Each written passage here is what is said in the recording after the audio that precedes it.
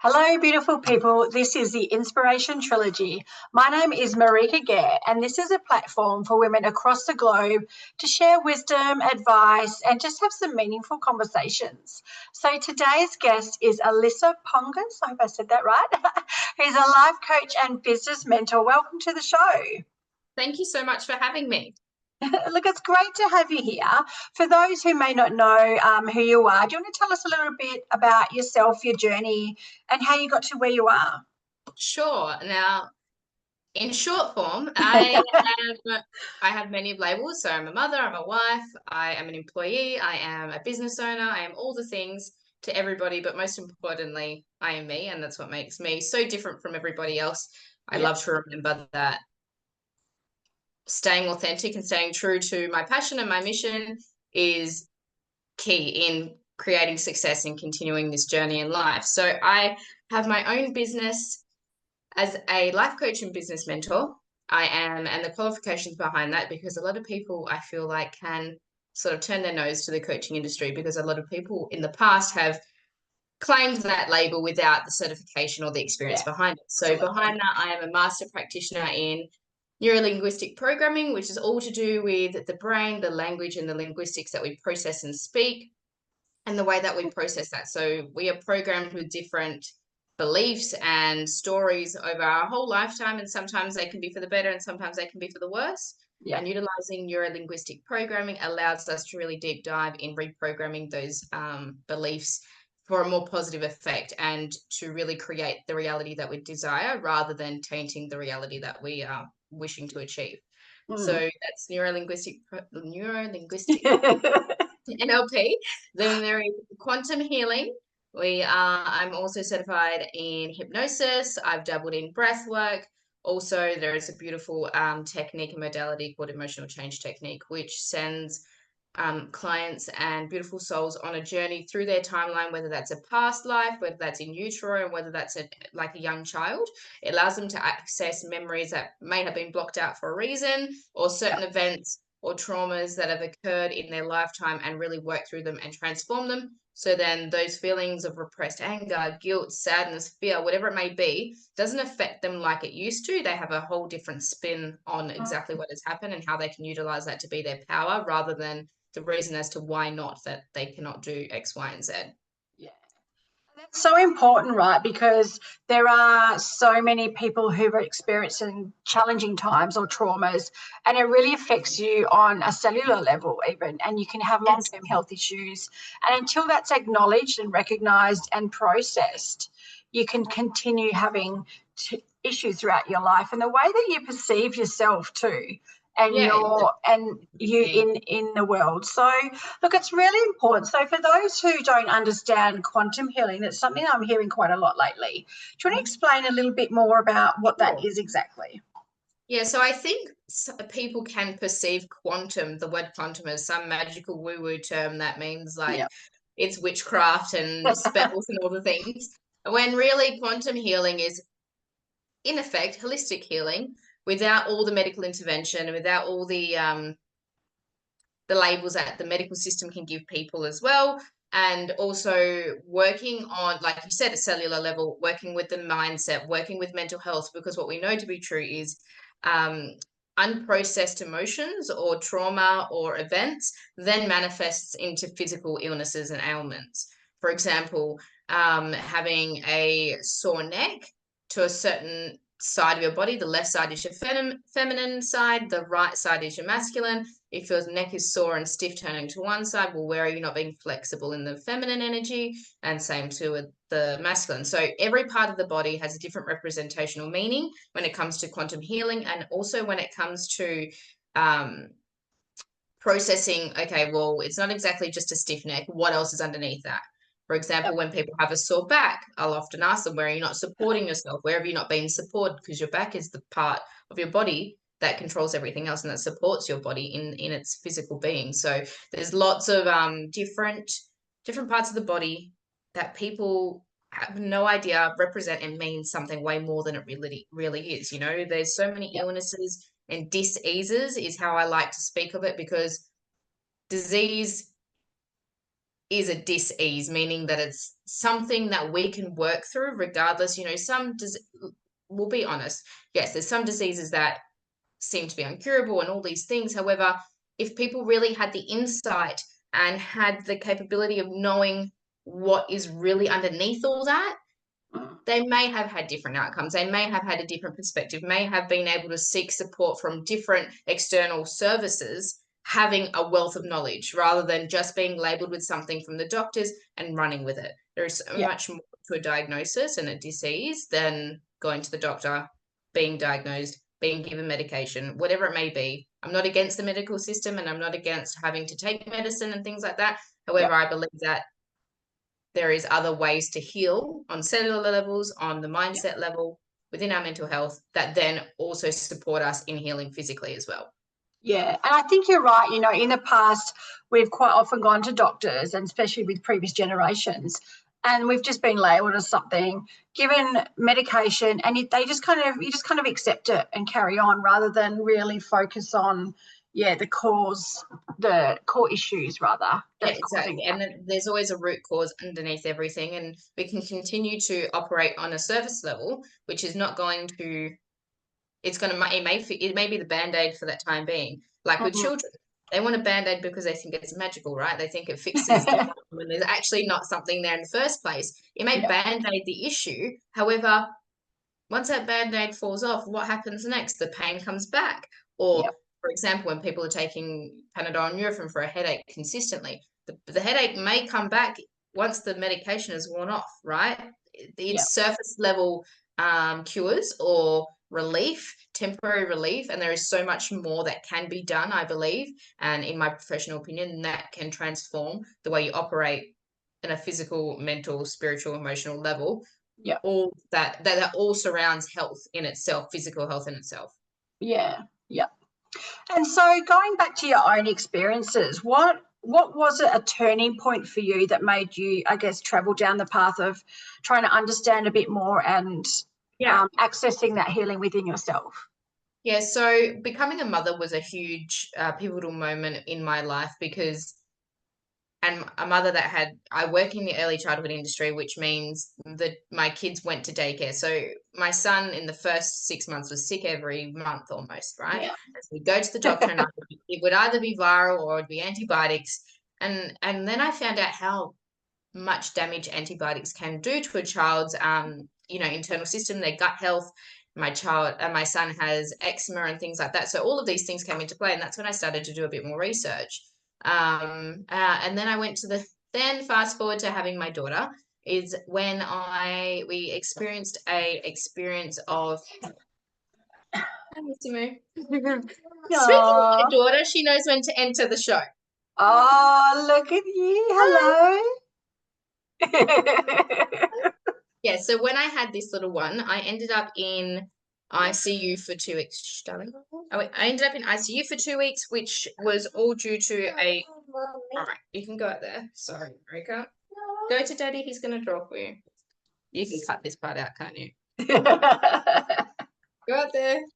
Bobby, Dad. Go to Daddy, drawing here.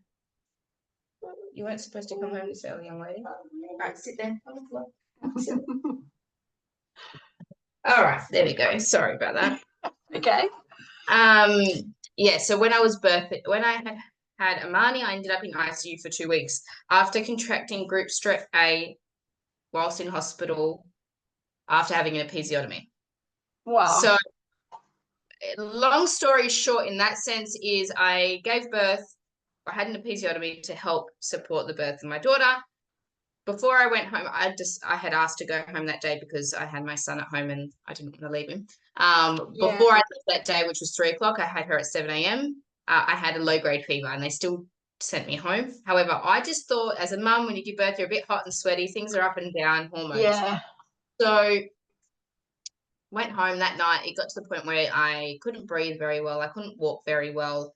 Everything just continued to go really downhill, and the fevers were very consistent. So the next day, the midwife came to the house and she did her checks, and she noticed that I was yellow by this point, as in the color of my skin. My husband had taken my out so I could get some rest. So I'd been sleeping, and she goes, I think you need to go to back to the hospital.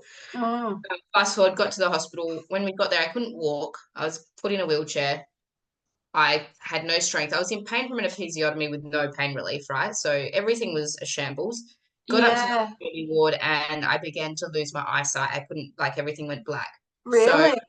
Wow. yeah. So then from that point, I was then, because they'd put me in a waiting room. And I remember saying to my husband, I can't see. You need to get some support. So they took me in straight away. They did that. Can't remember what code it is where everybody runs in. It was a bit of a blur. But Oh God, yeah. all the doctors ran in. My blood pressure was 60/30. My heart rate was 145, and my Oh my oxygen was down to gosh. 80. So I was on my way out. Yeah. And all I could remember laying there was my daughter in the far corner, not even 24 hours old, or just after Oh my 24 hours old, gosh. in the capsule. And I thought to myself, I haven't, like, because I was breastfeeding, I haven't fed her. It's been 6 hours because we were both asleep napping. We've been rushed to here. Yeah.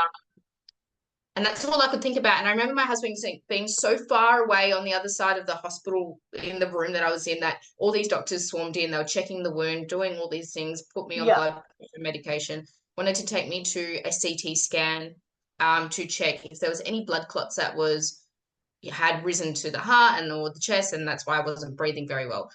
So all I could remember is, like, someone needs to feed my daughter. Anyway, in my mind, that's all I could worry about as a mum. And Yeah. then I didn't know how serious it was until after they took me for the CT scan. They said, we're taking you to ICU. And so I texted my husband, because I had my phone with me and I hadn't seen him for hours by this point. And I was like, they're taking me to ICU. And my husband responded to me, did they tell you you're dying? And it wasn't until that point that I had realized the severity of what the hell was going on, Yeah. because my organs were shutting down, which I couldn't comprehend at the time. I couldn't work out, like, I had no sense of realization as to how severe this really was. So once he messaged that, it sort of hit me like a ton of bricks. They sent me to ICU, and there I stayed for a good 10 days. So it was 5 days of unexplained fevers. They checked my uterus to see if maybe some placenta was left there. That wasn't the case. It got to the point after day 1 or 2, so I had 450 drips through me, cords attached to me. They admitted my daughter into the special care nursery so that I could still have that bonding time with her. Yeah. God, that must have been so frightening. I cannot imagine I mean, not you've been a mother before, but newly birthing a child and then just going through all of that. That's So horrendous. my big thing was, first of all, like, I'm not getting the time I need to spend with my daughter. Second of all, Mm. I have no physical strength to be able to hold her. So she was literally being wheeled to me day in, day out. Oh, I couldn't hold yeah. her.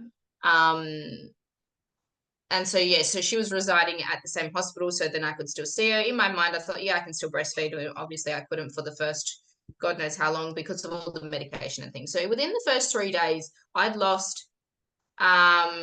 I'd lost all sense of movement. Like, I couldn't turn my neck, I couldn't turn my legs, I couldn't get out of bed. Like, the nurses had to Wow. assist me to toilet. In my mind, I had believed I'd lost all function, bodily function. Mm. So then from that point, it took one night a really strict, firm nurse that came from a place of love, which was great because I needed it. She was like, Yeah. no, you're getting up, you're going to the toilet. And I was like, I can't move. And obviously Mm. it was in my mindset that I'd lost capability of moving, doing things for myself, that she made me go to the toilet.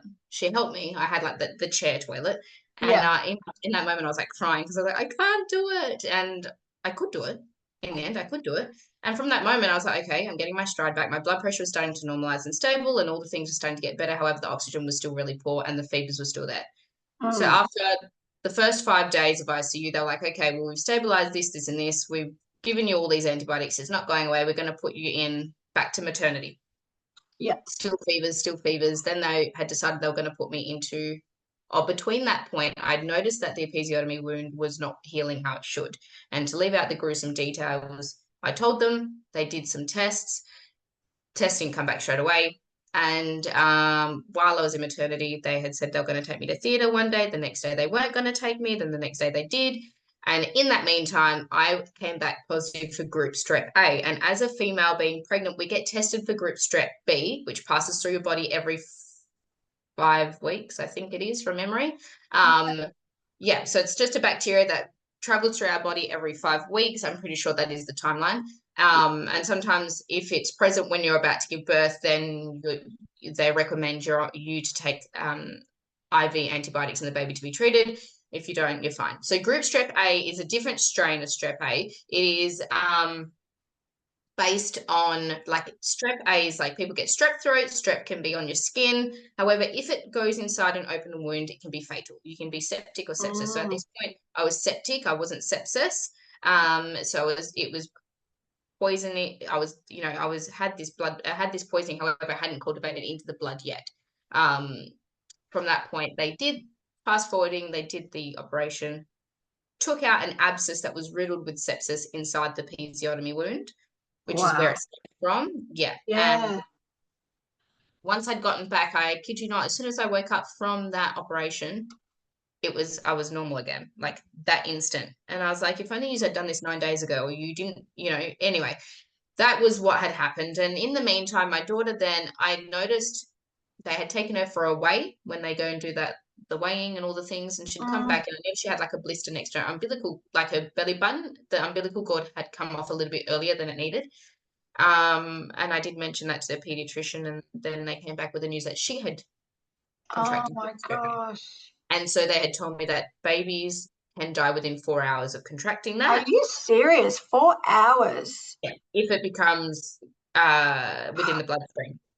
So they took her, and like we literally rushed her in. She was in there for 48 hours on a drip, and that was the most, like, forget what I'd just gone through, forget that I almost died, forget all of that. Witnessing her having to be poked and prodded like a pincushion was the hardest thing I've ever witnessed, and hearing her scream, and I just thought to myself, like, I've given that to her. In my mind, this is what I'm thinking. So that was the hardest part of the whole journey. Not only to mention, like, did it fuck me up mentally. My daughter was at risk of losing her life. One of the days I had gotten so down and out that I knew that I was pretty heavy, and I thought to myself, I'm going to put some positive music on and try and shift this mood. Mid-dying, trying to shift this mood, and I put on just a positive playlist of Spotify, and Stand By Me came on, which is my father-in-law's song, but he has passed away. And so I thought to myself, okay, I'm listening, like I've got to keep going, like this is not the end for me or for Marnie. And I literally pushed through. I rang my mum. I was like, I need you to bring me my breastfeeding medication, like the healthy herby type stuff. They had put her on formula for this time because I couldn't feed. I was like, I'm going to just keep trying. So, like, pumped myself up with everything I needed to, drank lots of water. I was like, this is it. I'm going to do it. It was bloody hard to get her back on in the swing of things. Yeah. And I did it. I pushed through. So from that point, from that whole experience, is where I realized that my childhood traumas and the generational patterns and all the things I'd experienced that I thought I was coping with was bubbling under the surface, because it was like, when the volcano is about to erupt, it was like that next thing had been piled on top, and boom, I knew I was not coping. And I knew that the coping mechanisms I used in the past weren't exactly effective.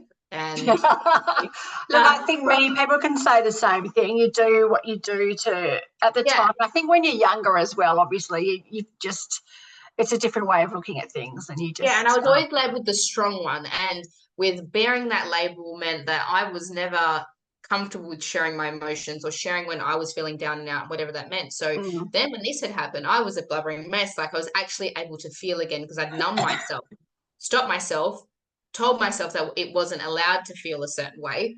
And then when this happened, I was like, I almost died. Like, there is a whole nother life that I need to discover, and power and purpose that I need to work out, because I'm not going to continue on like this. Like with my first, I was a very anxious mum. is getting sick all the time. I was very like, oh, can't do this, can't, like a very anxious mum. I think as a first mum, most of us are. It's daunting, yeah. By the time the second came and that all happened, I was like, I've got to change my ways. Like, my kids are not going to have the best experience of me being a mother if I continue to be this stress head, worried all the time, people-pleasing version of me, which is then what brought me to investing in my first coach, who has become my business mentor. And this has been a 2.5-year journey so far. And in the last year and a half, I have had my own business helping, because I always knew in my life I wanted to do something where I got to help people in the respect of, I grew up with lots of domestic violence and there was substance and alcohol abuse and all the things. I wanted to be able to utilize my story to support people in their lives to heal from the past trauma and the past events and completely flip the script. And so then, although the experience with my daughter was not fantastic, it also allowed me to have a different lens on life and transform my life for the better. Therefore, has led me to all these other beautiful opportunities. So it was a huge learning opportunity and lesson in my life. And it also changed my perspective on health and holistic health, and the way I am with the kids and the way that we eat and think and drink. Like, don't get me wrong. Amazing how these experiences can just be completely life-changing. And I've had those different experiences, not that one obviously exactly, but, where I suffered a severe car accident and I had an out-of-body experience. I had a near-death experience. I've had, health issues and surgery where I almost died. And it's just incredible, the change that it has within you. And it's just, you realize so many different things, and you really delve into those past experiences, as you say, and your childhood and all those sorts of things. So, and I think it's beautiful that as mothers we really delve into that so we can be better for our children and provide different experiences for them growing up. It also is inspiring for the people that don't have children yet, because I feel like I get a lot of comments that, do you work with people that aren't mums? And I'm like, I wish I had the tools and resources I have now before I had. The first 2 years of my son's life, it wasn't exactly yes, I'm a great mum regardless, but it isn't exactly how I am now. And I know that now I am the best version of myself, and I'm always forever growing and evolving. But if I had the tools and resources I have now as a mum, before I even had children, life would be very different to what I had experienced within those first few years. So like at the end of the day, yes, we are mums, or even before having before being a mum, doing the work and healing so that within yourself you are completely at a level of confidence and certainty. You don't have to worry about rippling any anxiety or depressive thoughts or overwhelm or stagnancy or whatever it may be when you are a mum and when you've got little people to role model for and care for and bring up. I feel like it's really beautiful that we get to, as mums, we get to inspire those that haven't had children yet or may not desire to have children to be the best version of themselves if they choose to bring little people into this world later on down the line. But regardless, it's just sharing your experiences and your wisdom can be really powerful. And I really love that, in this day and age, and especially now at this point in time, there's so many, women who are starting to stand up and share their journey and experiences and help others. And it's a really beautiful thing. So look, for those out there listening today who want to reach out to you and delve into this a bit more, what's the best place to contact you or reach out to you? So the best place to find me would be on Instagram, which I can send through those details when this potty goes live. I actually have a little library of free resources for people to delve into, because, it is a big thing sometimes for potential clients or friends or family to actually accept or come to terms with, I need support. I'm scared, or I don't feel worthy of it. I don't know where to start. I don't know if I'm eligible. Like, everybody deserves space to be held for them. So I've created quite a few beautiful little free resources that give people the opportunity to dive into different aspects of mindset, health, and the whole life spectrum to be like, okay, yes, I do feel ready, or yes, this does feel like it is for me. And you get a wealth of knowledge as well and value from it as well. And if you choose to do what you wish with it, then you can. If you choose to reach out, then that's amazing. I offer complimentary calls as well for the first call. So there's lots of great golden threads that people can access me through. Mostly through Instagram is the best platform, and the most value is shared on there. So yeah, I would definitely send that through for anybody that is interested to know more about how we get to become, and also like foster such a great, strong mindset within this life. Yeah. And before we go, what's one piece of advice you can offer women out there who may be kind of in the throes of really challenging time at the moment and feeling a little bit lost? What's one little thing that they can perhaps start with to spark that within themselves? Yeah, and so as you were saying, that a beautiful download just came through of, if nothing changes, nothing changes. So we can continue to run this rat race on the hamster wheel of being stuck in the problem or the loop or playing the victim, which I've been that person before, and that isn't to call anyone out, it's to awaken people. We can continue to keep this loop going and going and going, and until you make that conscious decision to decide, act, then commit, nothing will change if nothing changes. And so what I love to remind my clients and people that are brought into my sphere, are you happy staying exactly where you are, knowing that time is not guaranteed, that tomorrow may not come, and that if you do have little people that you're raising, are you happy knowing that this version of you is the version that they're receiving within their imprint years of being 0 to 7? Because that's when everything gets soaked in. All the programs are programmed in their beautiful little unconscious minds, knowing that we can do better, be better for ourselves first and foremost, allowing that to ripple onto everybody around us. Are you happy with where you're currently at? And if the answer is no, then you know exactly where you need to go. And at the end of the day, don't feel ashamed to seek support. Don't feel embarrassed or guilty or fearful of it. There is so many beautiful women in this industry, and men as well, beautiful souls in this industry. They want nothing but love for you and want to see you achieve the highest.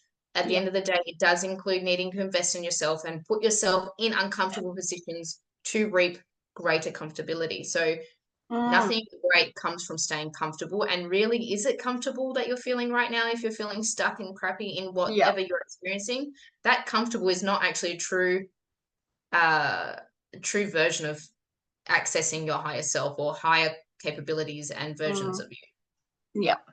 Oh, look, I love the way that you articulate things, and I think you've got a wealth of knowledge and experience to share with people. So, look, for all the listeners out there who are wanting to know a little bit more, make sure that you do reach out to Alissa. I'll be popping all the information in the bio below and the links to the Instagram. So, look, thanks again for coming on the show and for sharing your journey. It's been wonderful to hear from you. Thank you so much, Marika, for having me. Okay. And look, for all the listeners out there, we'll be back again for more episodes soon. Thank you.